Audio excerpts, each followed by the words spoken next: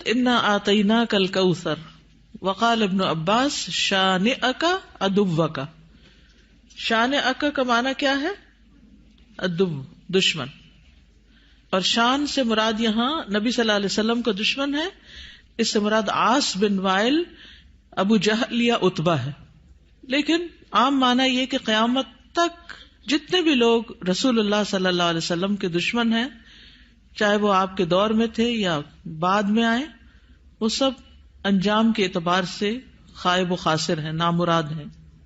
حدثنا آدم حدثنا شیبان حدثنا قتادہ عن انس رضی اللہ عنہ قال لما عرج بالنبی صلی اللہ علیہ وسلم الی السماء، جب معراج پر لے جایا گیا رسول اللہ صلی اللہ علیہ وسلم کو آسمان کی طرف، قال تو آپ نے فرمایا اتیت علی نہر، میں ایک ایسی نہر کے پاس آیا، حافتاہ اس کے کنارے قباب اللؤلؤ مجوفا، کہ وہ قبے تھے خالدار موتی کے، چھوٹے چھوٹے جیسے گنبد سے بنے ہوئے ہوتے ہیں نا.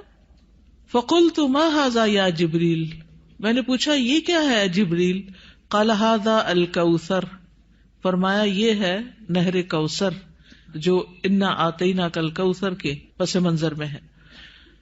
حدثنا خالد بن یزید الکاہلی حدثنا اسرائیل عن ابی اسحاق عن ابی عبیدہ عن عائشہ رضی اللہ عنہا قال، کہتے ہیں سألتها، میں نے ان سے پوچھا، عن قولہ تعالی، اللہ تعالیٰ کے اس فرمان کے بارے میں، انا آتیناک الکوثر، کہ انا آتیناک الکوثر کا کیا معنی ہے، الکوثر کیا ہے؟ قالت نہر، کہنے لگی یہ نہر ہے، اعطیہ نبیکم صلی اللہ علیہ وسلم، جو تمہارے نبی صلی اللہ علیہ وسلم کو دی گئی، شاطئاہ علیہ در مجوف، شاطئاہ اس کے دونوں کنارے، علیہ ان پر، در موتی ہیں، مجوف خولدار یعنی اندر سے کھوکھلے، آنیتہ اس کے برتنوں کی تعداد کا عدد النجوم، ستاروں کی گنتی کے برابر ہے. ستارے کتنے ہیں گن سکتے ہیں؟ انگنت.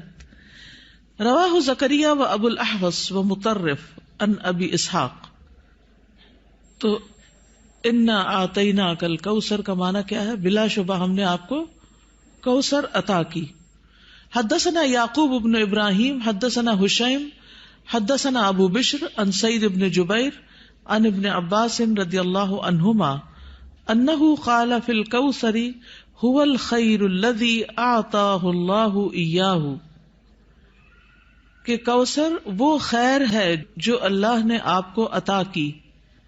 قال ابو بشر قلت لسعید بن جبیر، ابو بشر کہتے ہیں میں نے سعید بن جبیر سے کہا جو ابن عباس کے شاگرد تھے، فإن الناس يزعمون انه نہر، کہ لوگ تو یہ سمجھتے ہیں کہ وہ ایک نہر ہے، فی الجنت جنت میں. فقال سعید، تو سعید کہتے ہیں النہر الذی فی الجنت، کہ وہ جنت والی جو نہر ہے، من الخیر اس خیر میں سے ہے، الذی آتاہ اللہ ایاہ جو اللہ تعالیٰ نے آپ کو عطا کی. تو کوثر کا لفظ جو ہے یہ لغوی اعتبار سے کثرت سے ہے، اس سے مراد خیر کثیر ہے، جیسے کہ آگے ابن عباس کہتے ہیں. اور اس میں دوسرے معنی بھی آ جاتے ہیں، جیسے جنت میں نہر کوثر وہ اسی خیر کثیر کا حصہ ہے، یعنی خیر کثیر عمومی لفظ ہے اور پھر اس کی مثالیں ہیں جیسے نہر اور حوض وغیرہ. اسی طرح حوض کوثر کو بھی اس کا مصداق بتایا گیا ہے. اہل ایمان جنت میں جانے سے پہلے رسول اللہ صلی اللہ علیہ وسلم کے دست مبارک سے اس کا پانی پیئیں گے. اس حوض میں پانی جنت والی نہر سے آ رہا ہوگا، اس طرح تطبیق ہو جاتی. یعنی اگر کوئی یہ کہے کہ کوثر کا معنی کیا ہے، تو عمومی لغوی معنی کیا ہے؟ خیر کثیر. اور نبی صلی اللہ علیہ وسلم کو اوور آل خیر کثیر ہی عطا کی گئی تھی. اور پھر خصوصی معنی کیا ہے؟ نہر کوثر اور حوض کوثر. حوض کوثر میدان حشر میں ہے، جس سے پانی آئے گا کہاں سے؟ نہر کوثر سے. اور نہر کوثر کہاں ہے؟ جنت میں ہے. اسی طرح آپ صلی اللہ علیہ وسلم کو دنیا میں جو بلند مقام ملا اور آپ کا ذکر کثیر ہوا اور آپ کو فتوحات نصیب ہوئی، یہ سب بھی خیر کثیر میں شامل ہے. دنیاوی اعتبار سے کیا کیا ہے خیر کثیر میں شامل؟ فتوحات، بلند مقام اور ذکر کثیر. نہر کوثر کی خوشخبری سن کر آپ صلی اللہ علیہ وسلم بہت خوش ہوئے تھے. صحیح مسلم کی روایت ہے, حضرت انس کہتے ہیں کہ ایک دن رسول اللہ صلی اللہ علیہ وسلم ہمارے درمیان تشریف فرما تھے. آپ پر نیند سی طاری ہوئی, پھر آپ نے مسکراتے ہوئے اپنا سر اٹھایا تو ہم نے عرض کیا, یا رسول اللہ آپ کس بات پر ہنس رہے تھے؟ تو آپ نے فرمایا, مجھ پر ابھی ایک سورت نازل ہوئی. پھر آپ نے بسم اللہ الرحمن الرحیم انا اعطیناک الکوثر فصل لربک وانحر ان شانئک ھو الابتر پڑھی, اور فرمایا کہ تم جانتے ہو کہ کوثر کیا ہے؟ تو ہم نے کہا اللہ اور اس کا رسول ہی بہتر جانتے ہیں. آپ نے فرمایا, بے شک وہ ایک نہر ہے, مجھ سے میرے رب نے اس کا وعدہ کیا ہے, اس میں بہت سی خوبیاں ہیں. وہ ایک حوض ہے جس پر قیامت کے دن میری امت کے لوگ پانی پینے کے لیے آئیں گے. تو حوض کوثر کیا ہے, اس کی ڈسکرپشن کے بارے میں کچھ احادیث ہمیں ملتی ہیں. ہم میں سے ہر مسلمان حوض کوثر کا ذکر تو کرتا ہی رہتا ہے یا سنتا ہی رہتا ہے, لیکن اس کی بہت سی ڈیٹیلز ہمیں نہیں معلوم, تو ان کو ذرا دوہرا لیتے ہیں. رسول اللہ صلی اللہ علیہ وسلم نے فرمایا, میرے حوض کے دونوں کناروں کے درمیان اتنا فاصلہ ہے جتنا مدینہ اور صنعاء کے درمیان ہے. پھر اسی طرح یہ سطح زمین پر بہتی نہر ہے, اندر کھڈوں میں نہیں ہے. رسول اللہ صلی اللہ علیہ وسلم نے فرمایا, مجھے کوثر عطا کی گئی, وہ ایک نہر ہے جو گویا کہ سطح زمین کے اوپر بہتی ہے. حوض کوثر کی مٹی جو ہے, آپ نے فرمایا میں نے اپنا ہاتھ اس کی مٹی میں ڈال کر دیکھا تو وہ خالص کستوری کی تھی, یعنی خوشبودار. اس میں کنکریاں بھی ہیں اور وہ اس کے موتی تھے, یعنی سطح پر ہوتی ہے نا کنکریاں پانی کی سطح پر, تو وہ موتی تھے. جنت سے آنے والے سونے اور چاندی کے 2 پرنالے ہیں جو اس میں گرتے ہیں. یہ صحیح ترغیب و ترغیب سے, یعنی 2 پرنالے جو جنت سے پھوٹتے ہیں, ایک چاندی کا اور ایک سونے کا, وہ اس حوض میں گرتا ہے.